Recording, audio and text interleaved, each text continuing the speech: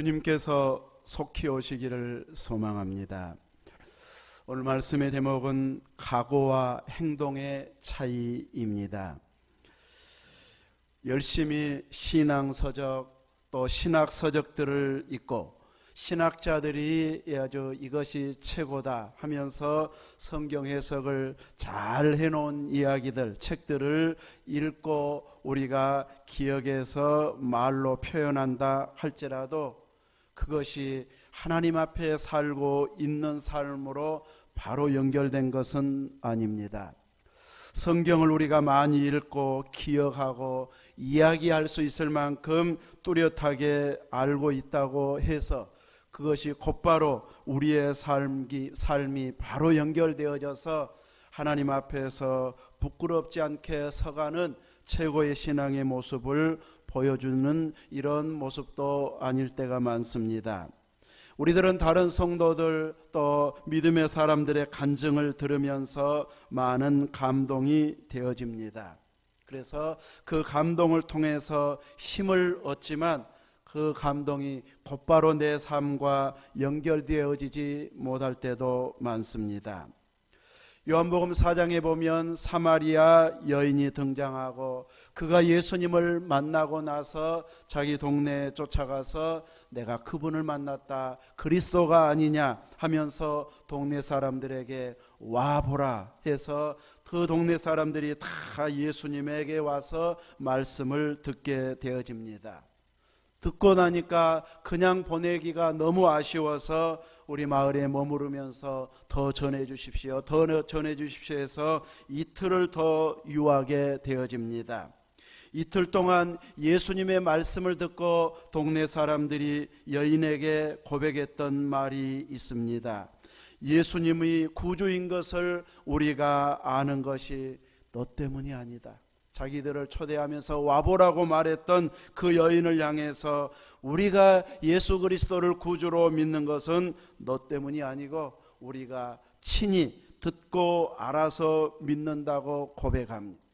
이것이 이제 삶으로 연결된 자의 고백입니다.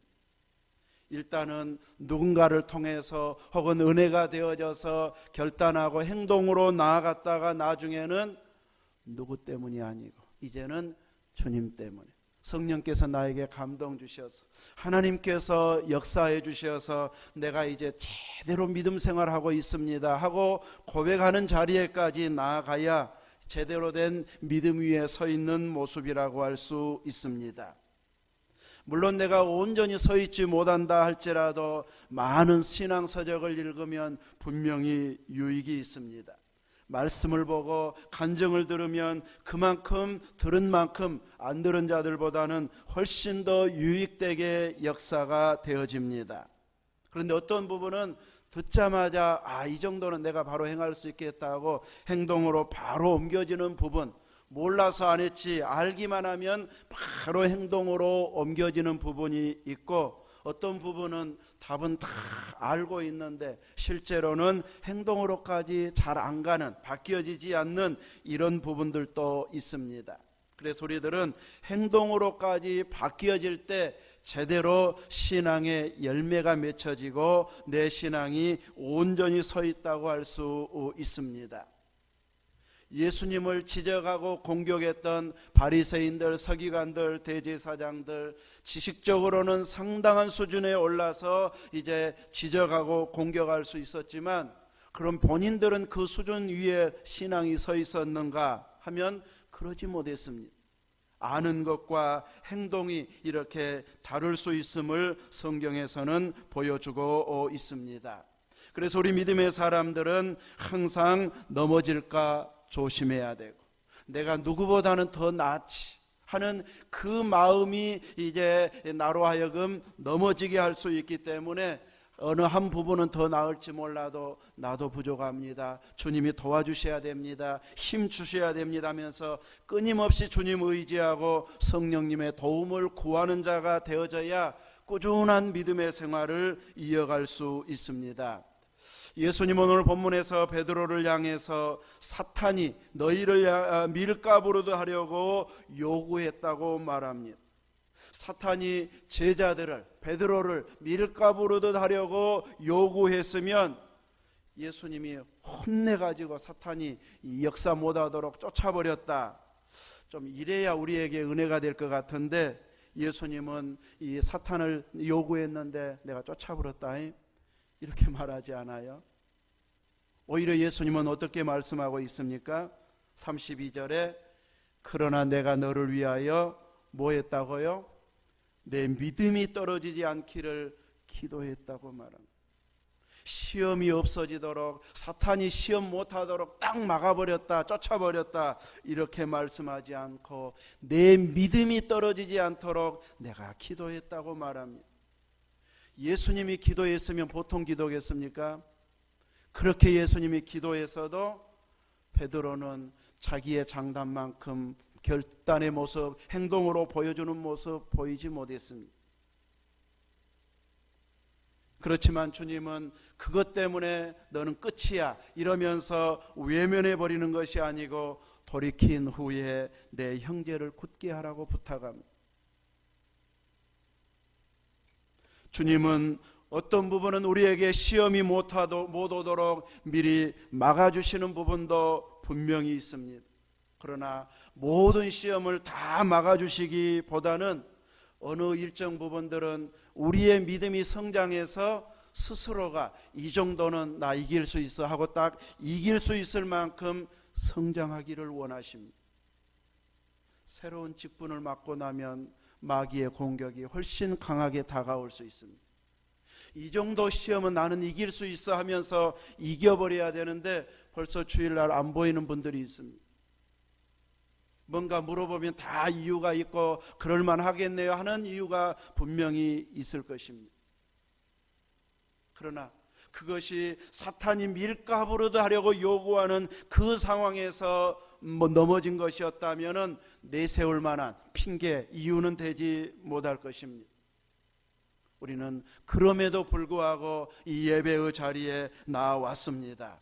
방해는 받았지만 어려운 환경이었지만 이겨냈습니다 할 만큼의 열심 있는 자세가 되어져야 됩니다.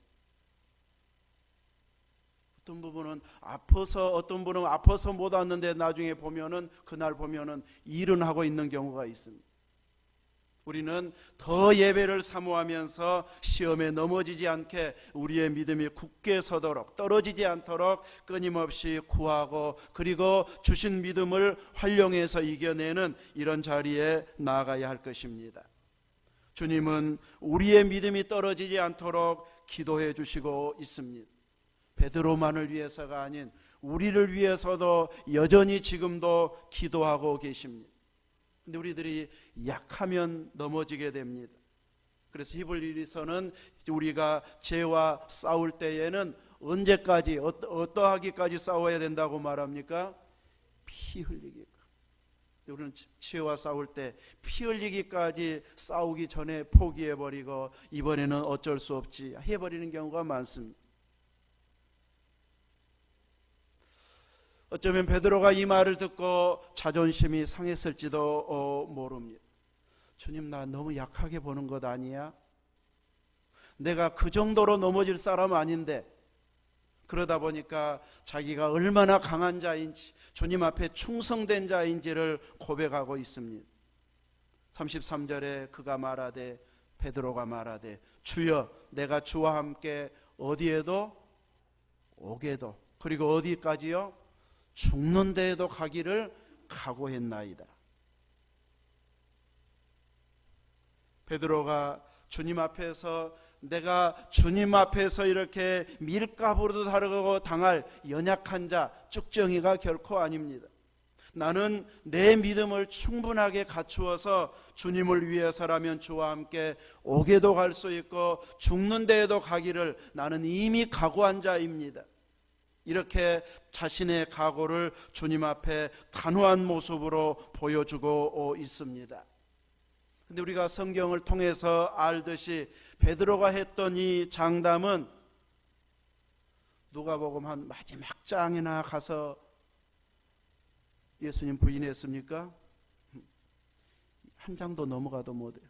23장까지도 못 가고 22장에서 예수님 모른다고 부인합니다.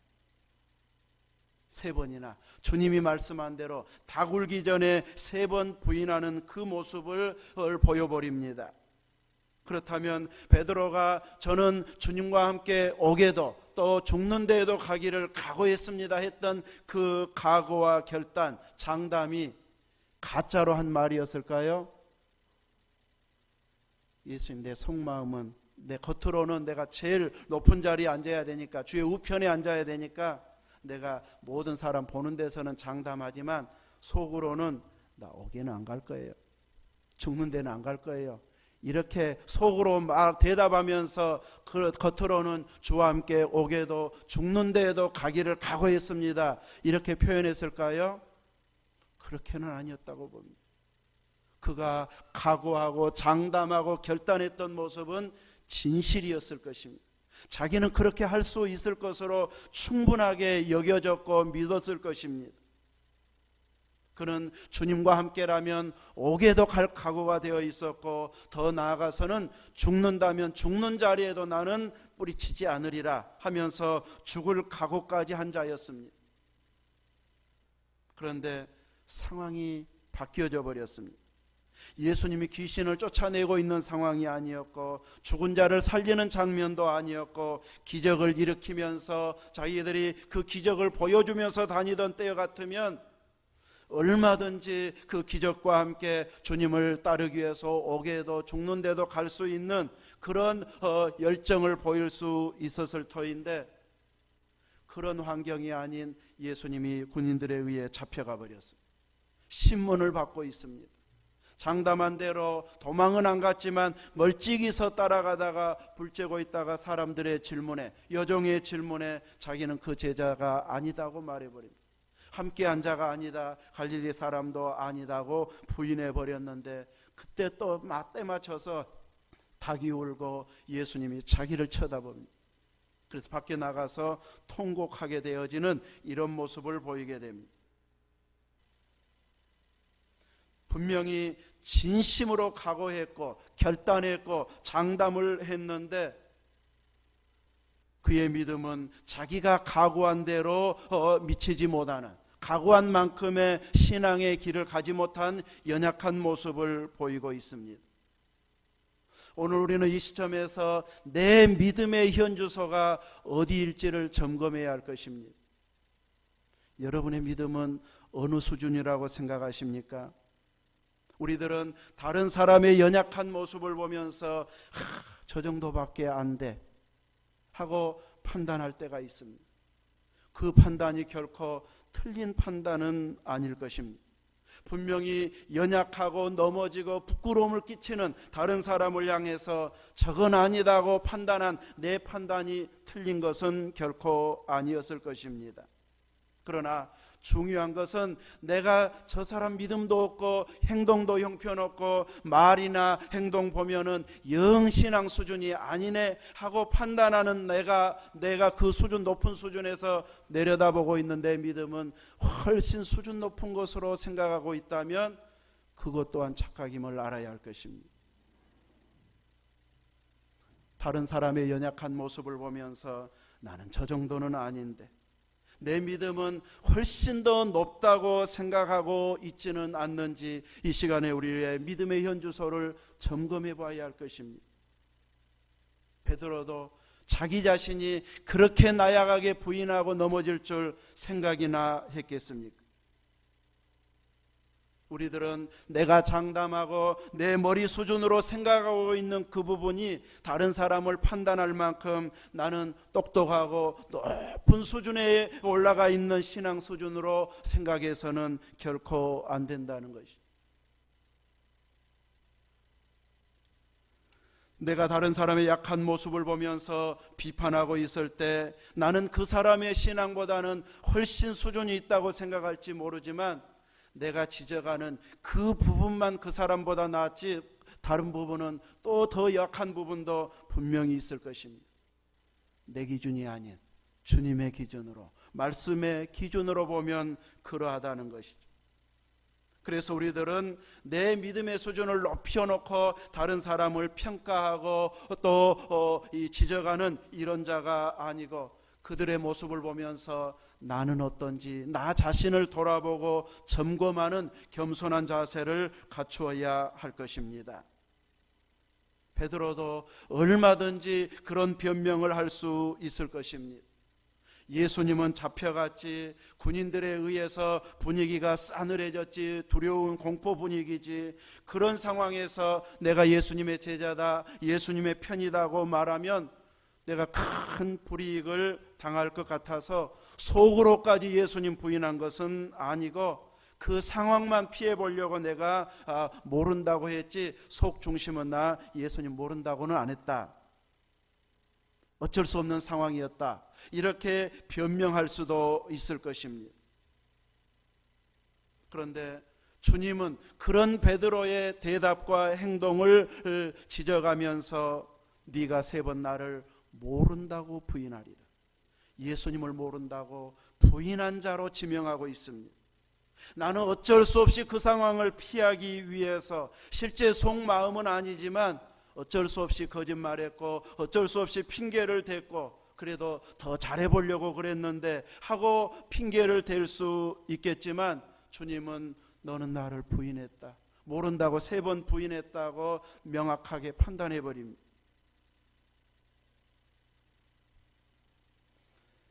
베드로의 신앙의 현주소는 죽는데도 감옥에도 옥에도 갈 수 있을 만큼의 장담을 했던 것이 베드로의 신앙 수준이 아니었습니다. 베드로의 신앙의 현주소가 아니었습니다. 결단은 그렇게 했고 각오는 진실한 모습으로 표현했다 할지라도 그의 신앙의 모습은 예수님을 모른다고 부인한 그 모습이 베드로의 참 모습이었습니다. 이걸 보면 함부로 장담할 일이 아닌 것을 알게 해줍니다. 다른 사람 비난하면서 나는 나을 것으로 생각하지만, 그날은 나았을지 모르지만 다음 날은 어떨지 우리 모르잖아요. 나도 그 사람과 같은 나이가 되면 그만큼의 신앙을 유지할 수 있을런지, 그 사람의 신앙 상황이 내 상황도 그 상황이 된다면 나도 그만큼 믿을 수 있을런지, 그 사람처럼 정신이 내 정신도 막지 못하다면 내가 그만큼 나오기나 할 수 있을런지 어찌 장담할 수 있겠습니까? 그래서 도움을 구하고 은혜를 구하고 맑은 정신을 구하고 온전함과 건강을 구하여서 주님 앞에 서는 날까지 부끄럽지 않게 믿음의 길을 제대로 걸어갈 수 있도록 늘 구하는 자리에 있어야 할 것입니다. 우리도 순간순간 떨어지고 약해질 수 있는, 아니 저 밑바닥으로 떨어져 버릴 수 있는데도 주님이 끊임없이 우리의 믿음이 떨어지지 않도록 기도했기 때문에 지금이나마 유지하고 있는 것임을 알아야 할 것입니다. 그럼에도 불구하고 우리에게 소망이 있는 것은, 주님은 이런 연약한 베드로를 향해서 실망하고 내가 헛고생했네, 3년 동안 헛일했네, 너는 더 이상 못 써먹겠다, 이렇게 혼내버린 것이 아니고 돌이킨 후에 내 형제를 굳게 하라는 부탁, 다시 한번 책임감을 부여해 주면서 그 일을 해야 될 자로 인정해 주고 있다는 사실입니다. 여전히 주님은 함께 일하고 싶어하는 모습을 베드로에게 말씀하고 있다는 사실입니다. 결코 주님을 부인한 모습으로는 제대로 형제를 굳게 할 수도 없고 주님의 일을 할 수도 없는 자입니다. 그래서 돌이킨 후에라고 단서를 붙이고 있습니다. 돌이켜야만이, 회복이 되어져야만이, 믿음이 떨어지지 않고 제대로 서 있어야만이 형제를 굳게 할 수 있고 주님 맡겨주신 사명을 감당할 수 있는 자리로 회복이 되어진다는 사실입니다. 주님을 모른다고 부인한 상태로는 주님의 일을 더 이상 진행시킬 수가 없고 형제를 굳게 할 수도 없음을 말해주고 있습니다. 돌이킨 후에 늦게나마 다구름 소리를 들으면서 통곡하고 그리고 철저히 자기를 부인하면서 회개한 후에 다시 성령의 충만함으로 거듭났을 때에 이제 제대로 하나님의 일을 할 수 있는 자로 회복이 되어지는 것을 보게 됩니다. 예수님이 여러분 곁에 계신가요? 의식하고 살고 있습니까? 예수님이 항상 나와 함께 계신다면, 그것을 분명히 인정한다면 지금과 똑같은 행동하고 있을까요? 더 나아진 행동일까요? 주님이 내 곁에 계시는데, 주님이 나를 지켜보고 나를 사랑스러운 눈빛으로 보고 계시는데, 오후 예배는 바빠서 못 가요. 수요 예배는 갈 생각도 없어요. 개인기도 할 시간이 없어요. 이럴 수는 없잖아요. 그 눈빛 때문에, 그 표정 때문에. 우리들은 이렇게 주님이 나와 함께 하신다는 것을 실제로 느껴진다면 행동까지 따라갈 수 있어야 할 것입니다. 분명히 우리의 입의 수준, 머리의 수준은 상당 수준으로 올라가고 다른 사람을 판단하고 평가할 만큼의 수준에 분명히 서 있는 것은 사실입니다. 그러나 그 수준만큼 내가 신앙 생활화가 이루어지고 있고 행동으로 열매 맺고 있는가, 이것을 따져보고 되돌아보면은 너무 약한 부분에서, 별것 아닌 부분에서 쉽게 넘어져 버린 나약한 내 모습을 볼 수밖에 없는 우리의 연약함을 알게 될 것입니다. 그래서 우리들은 다른 사람을 평가하고 판단하기보다는 끊임없이 나 자신을 쳐서 복종시키고 나의 연약함을 알고 주님께 도움을 구하는 이 믿음의 자리에 항상 깨어 구하고 있어야 할 것입니다. 이런 연약함을 주님은 아시고 우리를 사용하시기 위해서 우리의 죄값을 대신 짊어지시고 기꺼이 십자가 지셨습니다. 죽음도 두려워하지 아니하고 그 죽음에 지배당한 것처럼 죽임을 당했지만 계속해서 그 죽음에 지배당한 자가 아닌 죽음을, 사망 권세를 이겨낸 자로 부활하셔서 우리에게 부활 생명을 주시고 우리로 하여금 땅끝까지 이르러 주님 증인되라고 말씀하고 있습니다. 어디가 땅끝일까요? 우리가 살고 있는 것이 땅끝입니다. 내가 행동하고 있는 그 부분에서 출발했다가 세계 한 바퀴 돌고 나면 거기까지 와야 땅끝일 것입니다. 우리가 내 삶의 현장에서 예수 믿는 사람은 저렇게 살아야 되구나, 저렇게 도저히 감사가 안 나오고 욕이 나와야 할 상황에서 감사하네? 감사 고백하라고 하면 없어요. 너무 쉽게 대답해 버리지 말고 되돌아보고 또 돌아보면은 주님 앞에 감사할 것이 어찌 없겠습니까? 주님은 또다시 오십니다.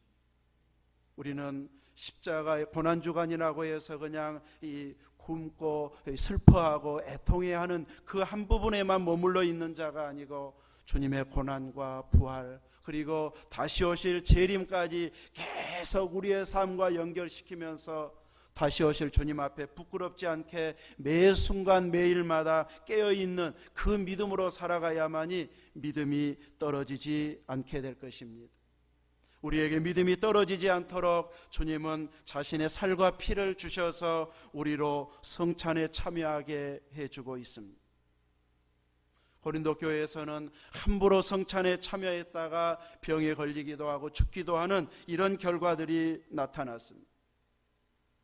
그렇다고 해서 성찬에 참여하는 것을 포기해버리고 물러서 있는 것, 안 하는 것이 잘하는 것은 결코 아닙니다.